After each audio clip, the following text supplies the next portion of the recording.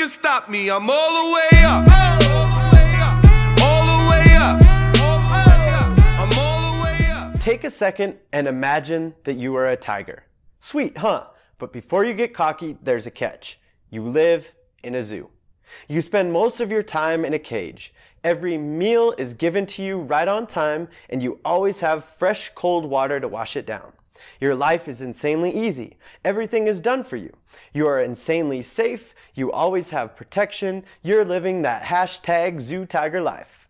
Stay with me. I promise we're going somewhere with this. Now imagine that you're a tiger that lives in the jungle. Let's talk about your life. You have to find your own food. You have to find your own shelter. You have to learn to protect yourself and your cubs at all times. Your life is not that easy. Your life is not that safe. Your life involves quite a bit of struggle. You live in the wild, and the truth is, it's really hard. Quiz time. What would happen if we took our friend the zoo tiger and put it into the wild? That's right. We'll probably have a dead zoo tiger on our hands. Why? The zoo tiger spent a lot of time living the chill life and like no time developing any real skills that would help it survive in the wild.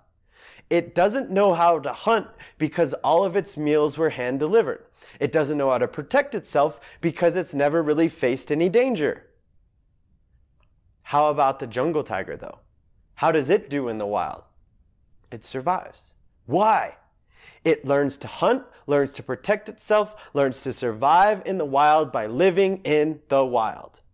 It learns from and because of the struggle and challenges that it faces.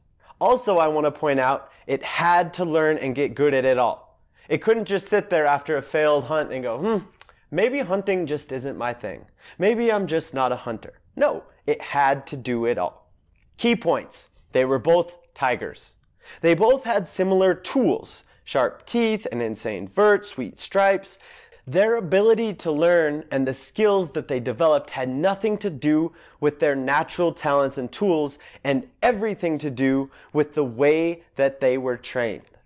The hard, the not safe, the not easy approach, the approach that involved struggle, allowed the jungle tiger to do something that the zoo tiger had no chance of doing.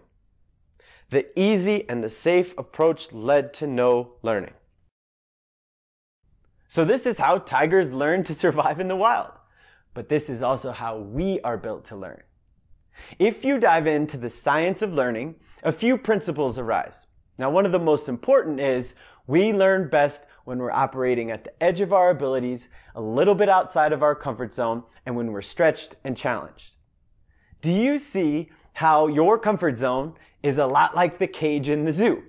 Like when you're in your comfort zone, it's easy, it is safe, you look good, there's not very much struggle or mistakes. But just like the zoo tiger, you're not getting better. So I have good news and bad news. The good news. Unlike tigers, we have a choice. We can choose the way that we approach life and learning. We can choose to live in the wild or live in the zoo. Now the bad news is, most of us choose wrong. Because a lot of our stories and beliefs, most of us get boxed in the cage, boxed in our comfort zones. And we do this to ourselves, but we also do it to others. You are not a math person. I just can't dance. Maybe public speaking just isn't your thing.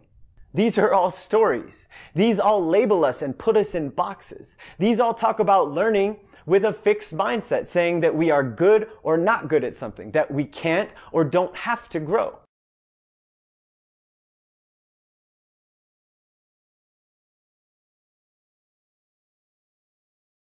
Because of these stories, most of us choose to stay in the cage, to stay in our comfort zone. We believe that we're not cut out for things. We want to do the things that we're good at, that are easy, that are safe, that are known. And when we're in that box, when we're in that cage, it's really hard to get better at stuff. The good news about beliefs is that they can be changed. And we need to recognize the value of training in the wild, of facing those challenges, of struggling, of making those mistakes. And we need to understand that learning has very little to do with our natural gifts and tools, and everything to do with the experiences that we jump into. In the proper environment, we can all learn and get better at anything.